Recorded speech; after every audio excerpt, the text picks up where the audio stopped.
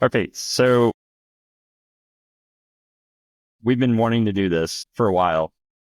The some type of podcast. We had no idea what we were going to talk about, what we were going to do, but we came up with an idea and got pumped, excited about it, and wanted to tell the world what was happening. Okay, so this was my big announcement to the world.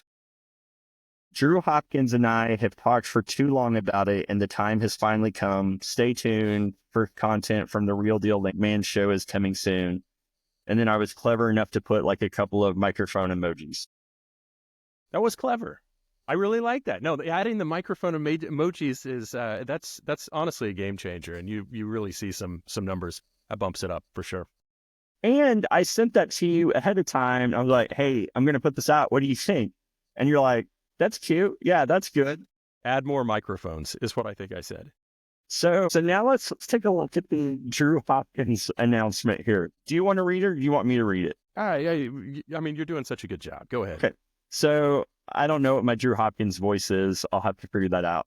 That's going to come episode 5. You'll have it down pat. It'll come. Okay.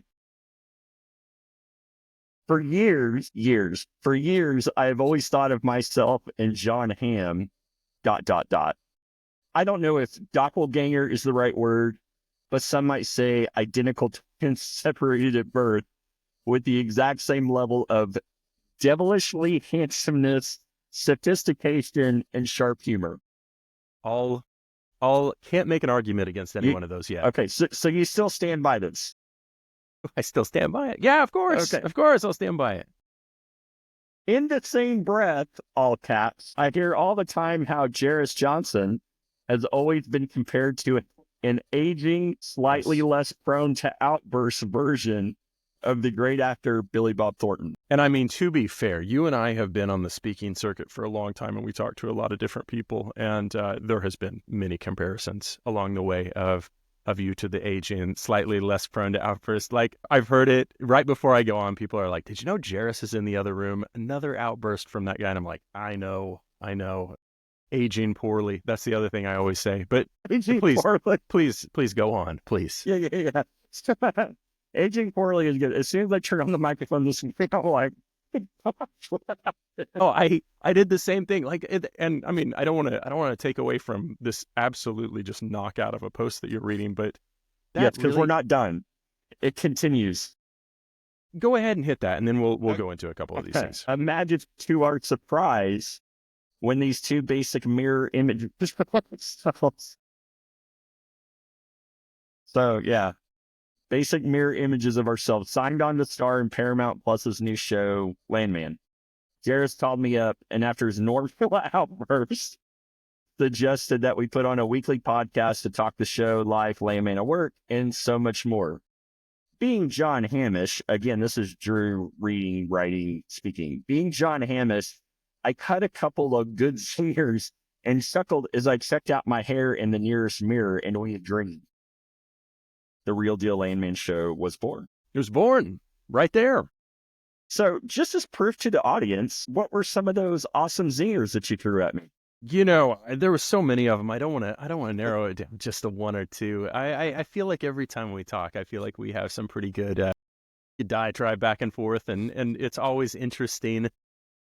What I really want to do is it's so fun to make these announcements, and it's more than anything, it's fun to be able to partner up with somebody that I know likes to have a really good time. And I always anytime Jerris and I are around each other, we always end up laughing like crazy. And we're talking about days of past. We're talking about the different events that we've been to. We're talking about really just the industry as a whole and how it's changed our lives for the better. But there is so much, and I know everybody listening out there would say the same thing of, there's so many absolutely hilarious stories, and it always keeps us laughing, and it always keeps us just totally entertained.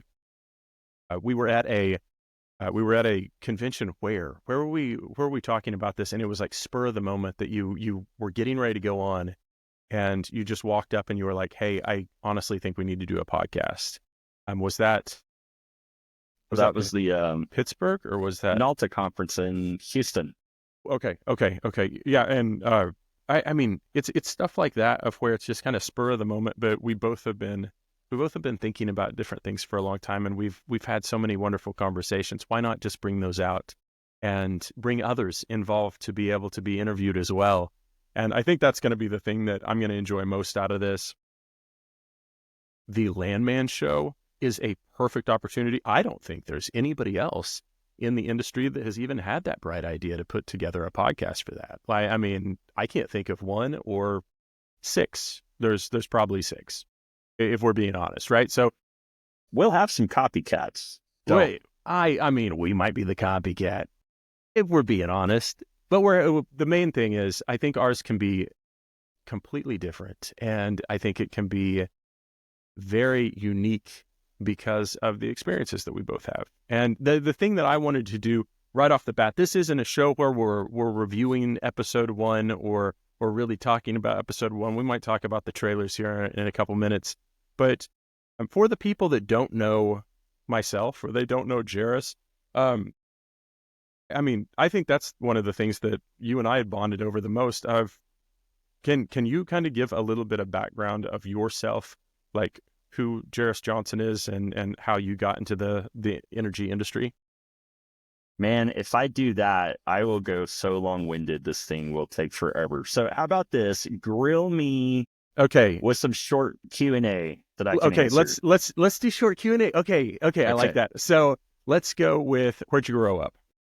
Enid, Oklahoma. And Familiar with it? that's one of the things that we first really bonded on. So Enid, Oklahoma was where my grandparents were from. A lot of farmland around there. Lot of trips back and forth. I was from Ponca City, and so whenever I knew Jerris was a what is it? Is it Plainsman? Yes, Is it the yes, Enid Plainsman? Plainsman. Enid Assuming Plainsman. that's still the mascot. Honestly, I don't know. I know. I'm not sure if we're still the Wildcats either. I assume so. I assume we're still losing 7 to 10 football games a year, as is tradition with Ponca City. So what was your first interaction in Enid, Oklahoma with the oil and gas industry? So my dad is a roustabout when I was the whole time I was growing up. He worked for a couple of different outfits when I was younger, and then when I was a teenager, he went out and worked out on his own. Continues to do that today. I don't know if roustabout is actually like the most proper term because that does have a definition, and he doesn't always fit that definition. But he's got a 1-ton flatbed. He's got a welder. He pulls a backhoe. And he goes out every day and does the work of a 3-man crew. And he would hire more people, but nobody else was good enough to work for him or with him. So did you go out whenever you were a kid? Like what age did you first go out, and did you drive the backhoe? Did you learn how to drive the trucks just like all us farm kids? So I would go out on a couple of jobs here and there with him. When I was 16, like days after I turned 16, he had a side business associated with it where he would mow well sites. So he pointed to a map a few days after I turned 16 and said, "Do you know where Chickasha is?" And I said, "No." And he said, Figure it out. He said, "Go south on Highway 81 for about 2.5 hours and you'll hit it. And I need you to go mow these sites." So I take off down the road. A car runs a stop sign in El Reno and I T-bone that car. So this is my first day on the job. I was going to say that's a good first day at work. Yeah. 3 days after I turned 16. So clearly it was not my fault. Called my dad up and he said, "Does the truck still drive?" That was his first question. Does the truck still drive? And the most important piece to this equation, for sure. That's correct. And he said, "Okay." I said, "Yeah, it still drives." And he said, "Okay, well, get a police report and get on down there." So I drove down to Chickasha.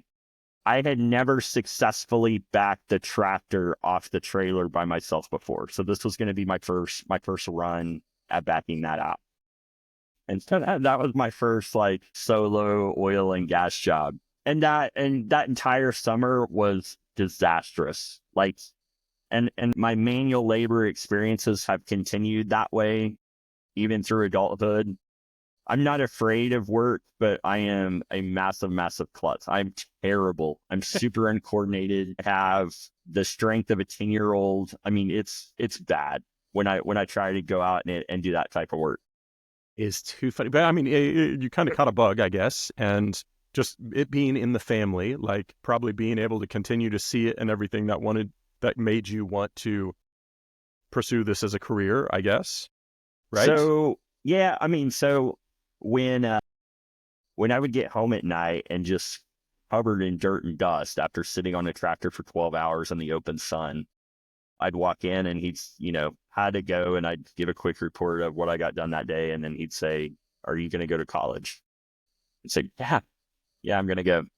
And he said, "Okay, good. Just making sure." And I said, I don't have to do this. I was going to go anyways. I don't necessarily need to learn that lesson. And it was, I just want to make sure.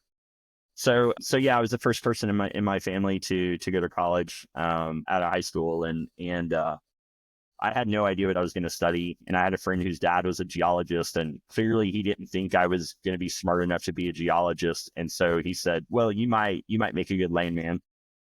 OU has a program for it. Go check it out." And so I enrolled and did it. And I Your smart level, like I've got yes, to know you. You ain't here.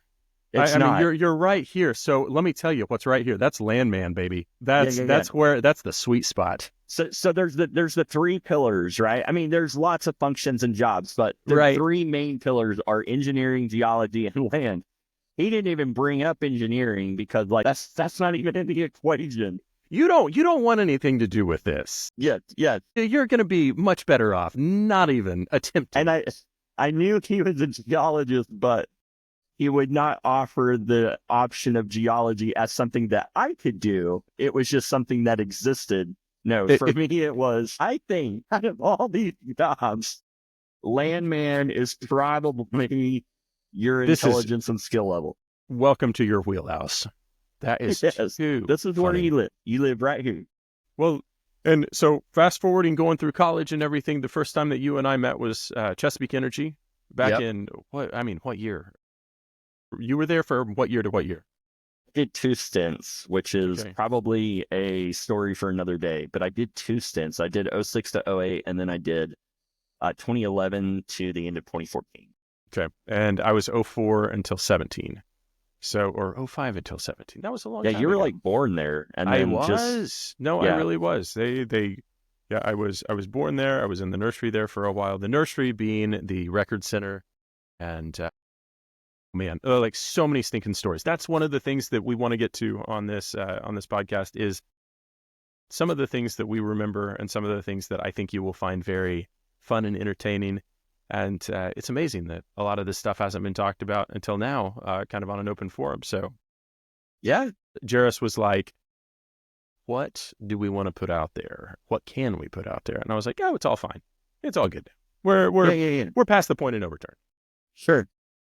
It was fantastic. Like meeting Jerris there for the first time, and remind everyone listening and myself, what area did you focus on whenever you were there on land?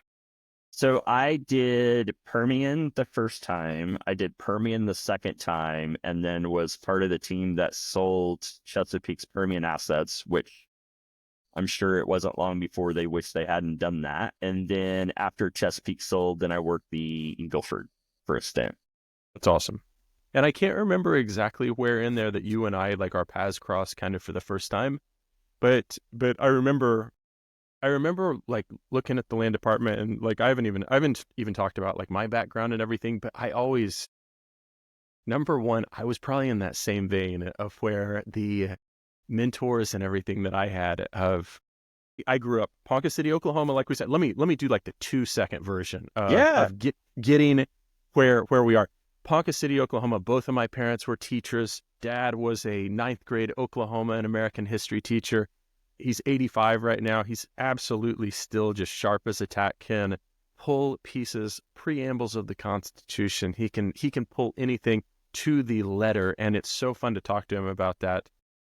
And my mom was a first grade teacher, And growing up, they said, and everybody said, from the church, from the school system, from everything, whenever Drew would come up, they would say, you're obviously going to follow in your mother and father's footsteps. You like to talk, you like to be around people, you like to share knowledge. You too, sir, will be a teacher.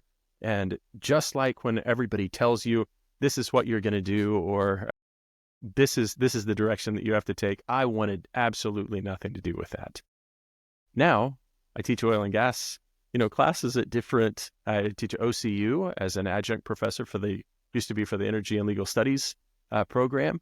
Get to do so many different events all around the nation, which is just the joy of my life. And I think maybe there was something to that teaching. I enjoy that part of the job so much. But Ponca City, as you know, was a huge hub for Conoco, and that's where they have a refinery there. And so it was in the Ponca City school systems. You grew up, and you looked at all of your friends, and you looked at your friends' parents, and you'd go over and you'd play at their house. And I remember this was like in the mid 80s, how, number one, well dressed and so professional. And we had a little airport. We still have an airport in Ponca, but the private jets would be going back and forth from Ponca City to Houston or over to Bartlesville, where they had their other offices. Mm-hmm. I don't remember what year it was, but I just remember looking at that and I was like, that is the height of opulence and like luxury. These people have it. And, it hit me at such a young age that I was like, oh my gosh, the oil and gas industry is so cool. Like, it's so stinking cool. And so I love that. And so went to college in Oklahoma City, always was kind of around, the Chesapeakes, the Devons, but didn't really know a lot about them, and didn't I'm not going to lie to you. College was a little bit of a deal. Like I to say I was unstructured it's a bit of a stretch. Okay. It's definitely right. So whenever they were like, you're graduating in 2 months, what are you planning on doing after that? I was like, I don't know. What am I supposed to be doing after that? Does college provide me with a job? Like, I had no clue. After college, got a little job. Absolutely loved it. Had some fantastic mentors along the way in Moore, Oklahoma, and then got an opportunity to join Chesapeake. And whenever I was joining Chesapeake, I just remember when I interviewed, I said I thought I was pretty hot stuff, and I was like, this is how much I need. I'm leaving this other job to get this job. And without outing the people that interviewed me, they countered by offering me $6,000 less than what I was even getting paid at my last thing. And they said, this is Chesapeake Energy. If you want to work here, you're going to start at this. And I accepted 12 hours later. Like, I wanted to be a part of it so bad. And I knew I knew I liked the land department, and I didn't know why. I started out working records, moved on, like lease analyst, land analyst for a while. But all the friends that I started gaining, like yourself and so many others, started looking at the land department, and I was like, these guys are the deal makers. These guys are making these things happen. They're going out. They're so fun to talk to. They're so just, type A personalities, which I'm really drawn to. And they are helping just build this machine that this was. And then I started finding out that wasn't just the way it was at Chesapeake. That was the way it was everywhere. And I was like, man, land department is the way to go. And so got some fantastic, again, luck played 2,000% of what I can consider a successful career. Met Wade Brawley, the VP of land admin there. He's been absolutely fantastic through my whole life and taught me so much about the industry. One of the best landmen out there. And he, throughout his career and throughout our interaction together, of him being able to introduce me to so many people and to be able to build up my credentials on what I know about the business. And that shifted over to, not jumping too far ahead, but Chesapeake was absolutely fantastic. The places that I got to work was let's see, I get to go to Haynesville quite a bit whenever we were buying all of the Haynesville assets. The Utica, I would go back and forth up there to help landowners be able to understand their leases and to help with a lot of the different issues that kind of came out of that. And then I did a considerable amount whenever we had our Dallas office. Our Fort Worth office, excuse me. I was back and forth there a lot. And I'm trying to think of the county that I was in absolutely all the time. That was Tarrant? Not Tarrant. Haltom. It wasn't a county. Haltom City was where I was, like, all the time. Fantastic place. Talked to thousands of owners over the years. Am so proud for how many of those conversations started so bad and ended with a good handshake and a good understanding. And I think that's what I'm excited about, like the Landman Show, to see how they handle those interactions with the royalty owners. I'm excited to see the ones that you and I both know that they will definitely talk about, of people wanting you off their property, like how they're building a unit, all of the different little things that just made it so fun. But I say all that to say I had so much fun at Chesapeake. I had so much fun in the space of being able to help build software for the land space. And that was an absolute joy, and the people that I was able to work with there. And then now working in the field of energy consulting and being able to talk on so many different fields of land production, you name it, being able to work through and work with companies that we formed relationships for our entire career. And that's what's made this career so absolutely enjoyable and such a blessing to my life. And I know you would mirror the same thing. But I like what it all boils down to, of going to these, like Enid, Oklahomas, going to these Ponca City, Oklahomas, seeing how those towns are affected by the energy industry, especially in Oklahoma, especially in Texas, and in some of these other places, and being able to see how the energy industry keeps those towns moving, right? Yeah. So obviously you're an awesome dresser. I I mean, you have John Hamm devilishly handsome looks. Have you ascended to private jet status? Is that not the absolute worst of? I think one of the worst things that ever came out of Chesapeake, and I'll scream it from the mountaintop, of being able to travel. Where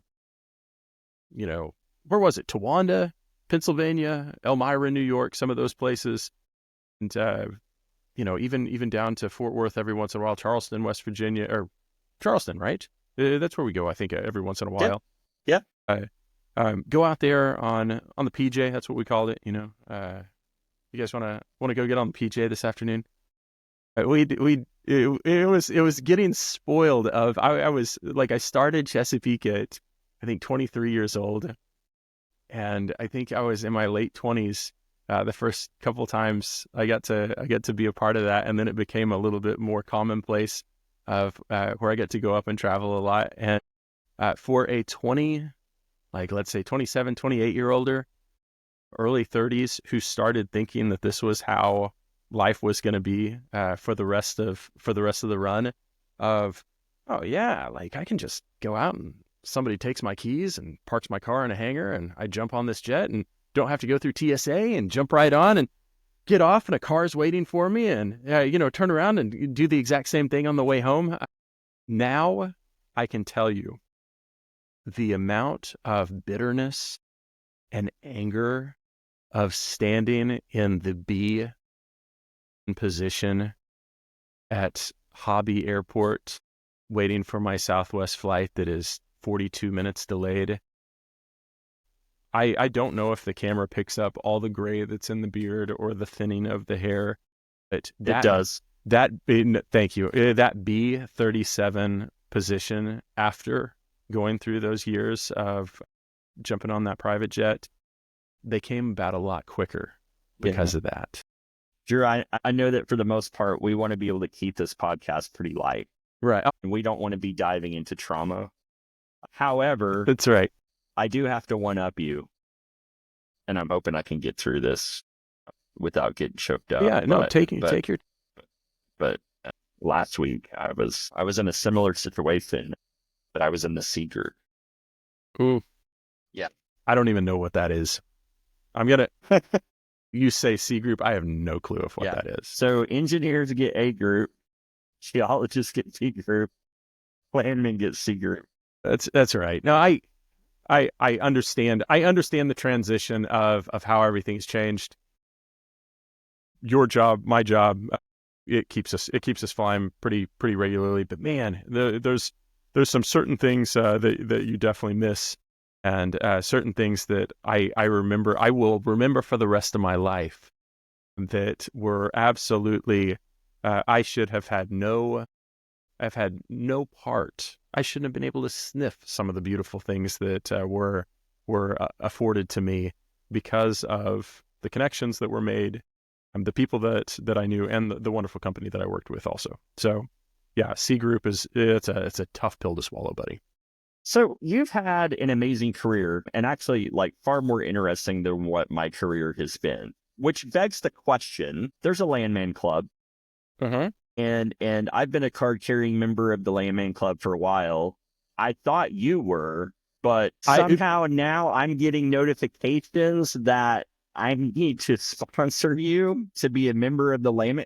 So here's the one, what happened? And two, why in the world should I stake my reputation on allowing you to be part of the group? No, you shouldn't. And you did, which I really appreciate.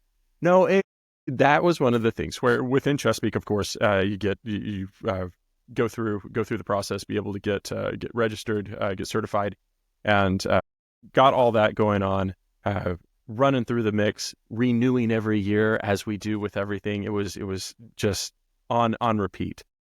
After transitioning over to work oil and gas software and do that, there was that point in time where I was like, do I need to continue to keep this up? Like, is this something that, like, I need? And I did. I really did. So I would set that calendar reminder. I would renew the membership and be good to go. And then transitioned again to the energy consulting and was just blowing and going. And you and I had talked about this, and I thought this is perfect because this is both Jerris and my background. This is something that we're going to be able to talk on. And then I thought, from kind of like I want to say like the analytical side of it, but I was like, it's not going to look good or I think I thought about it from the outside of, I was like, there's going to be a lot of other podcasts that are doing the same thing. And I was like, I guarantee you, some of these people aren't even a member. They're just wanting to get a podcast out there.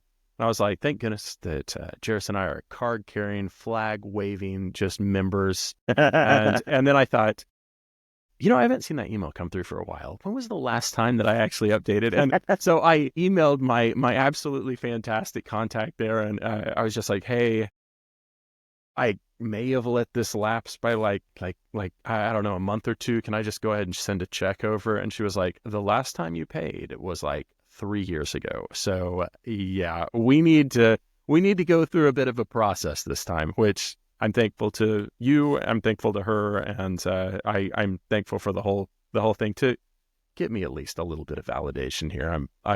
The little that I have in life. Okay, well, welcome you back. Thank you. Is there any sort of a party or a welcome basket? No, not at all. Not at all. It's the honor of continuing to pay to be part of it. Yes. You know what? If those are the clubs that I'm allowed in these days, I'll continue to pay. Oh yeah, it's very exclusive. Very for that exclusive membership. That's right. That's right. Exactly right. That's right. All right, let's talk about the show. Let's talk about it. Not our show. Let's talk about the Landman Show, not the Real Deal Landman Show, but the Landman Show. So, what are you hoping to see in this?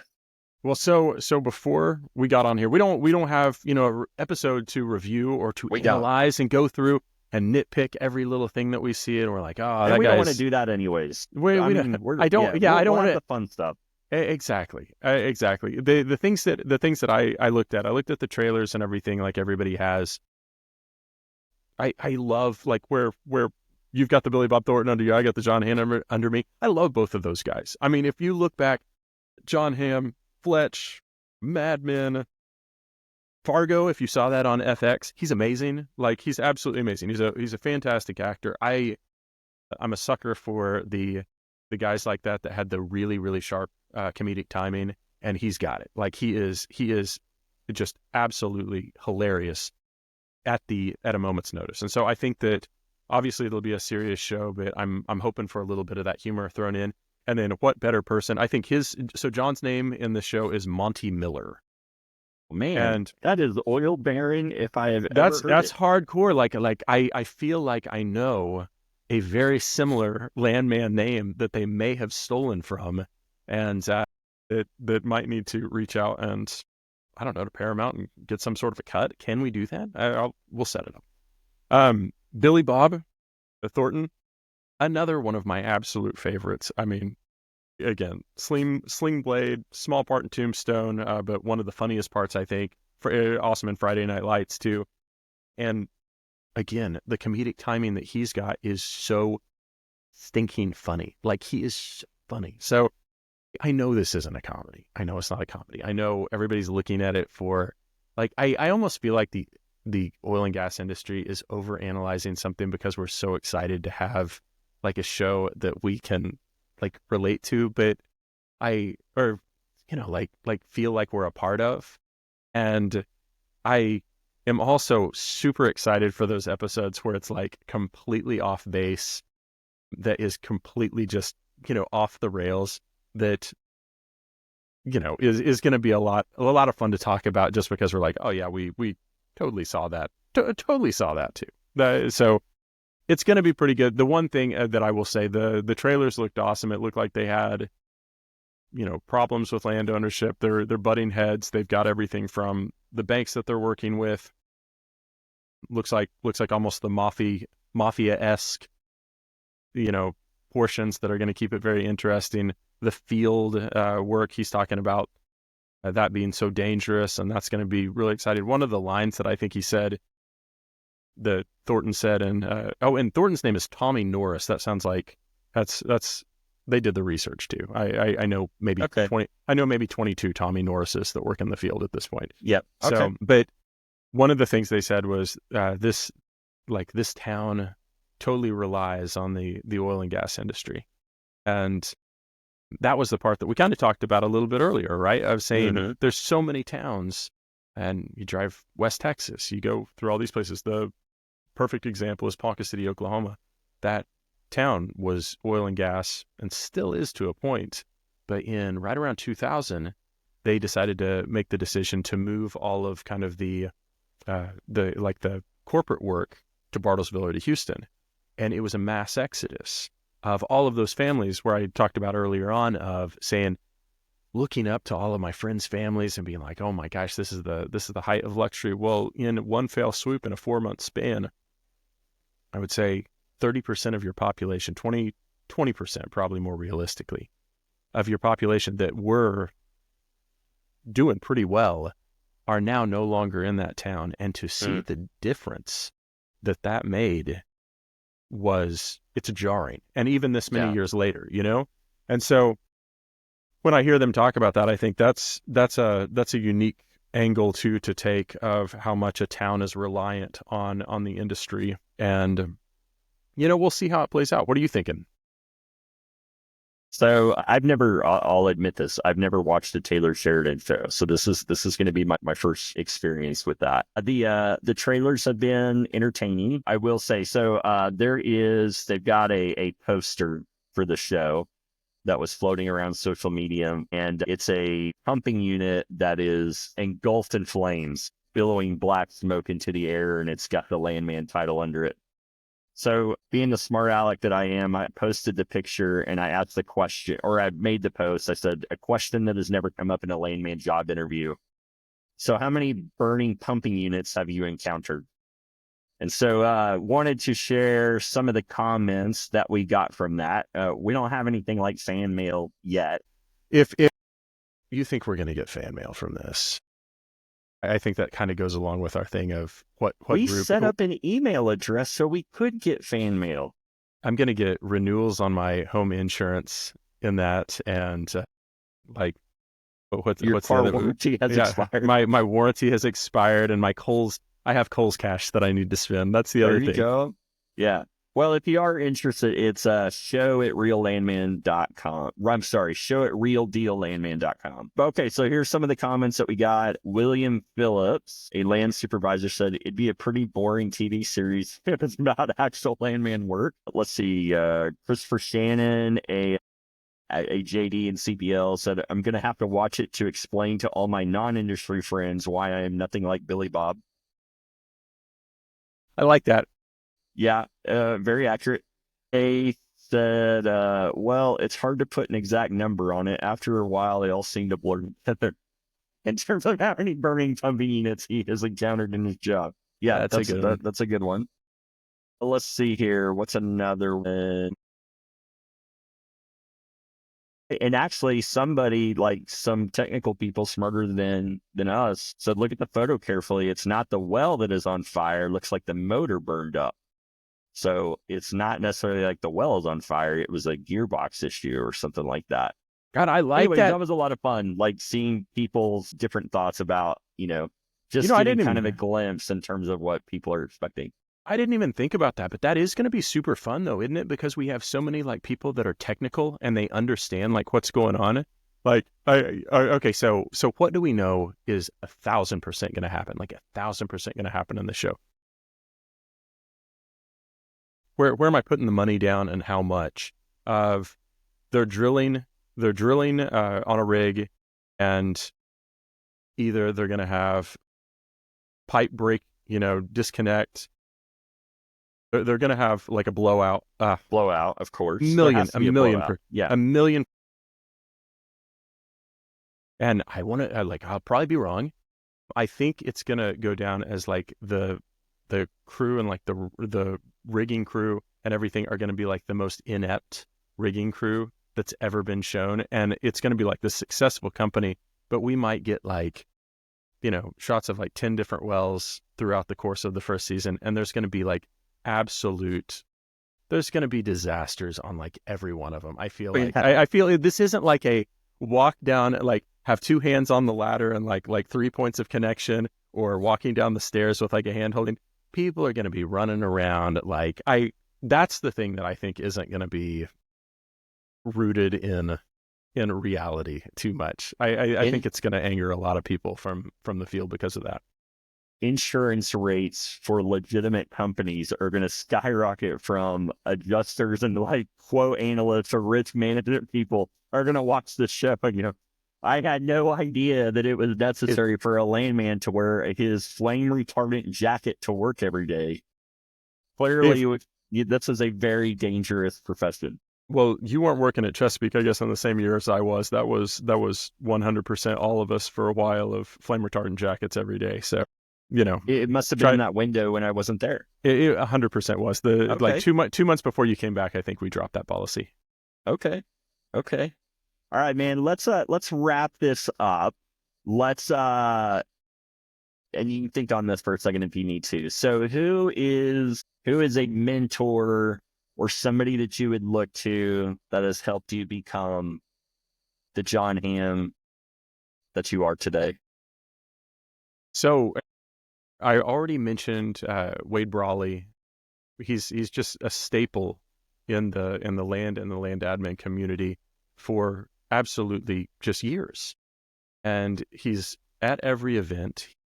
He's spoke at so many, he's very eloquent speaking on just a wide variety of topics. And he knows more about land and land admin, or he will forget more than most people will ever know.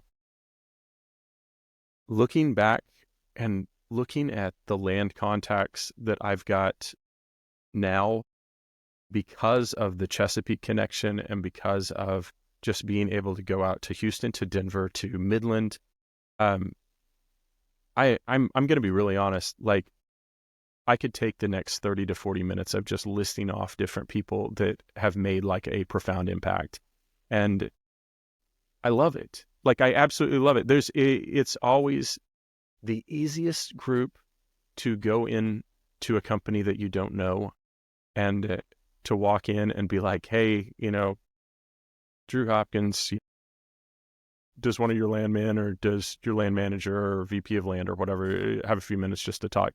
And whether it's about work or anything else, I always know it's going to be a fantastic conversation. It's always going to be somebody that's super personable, and I think that's just amazing. It's really, really, really fun.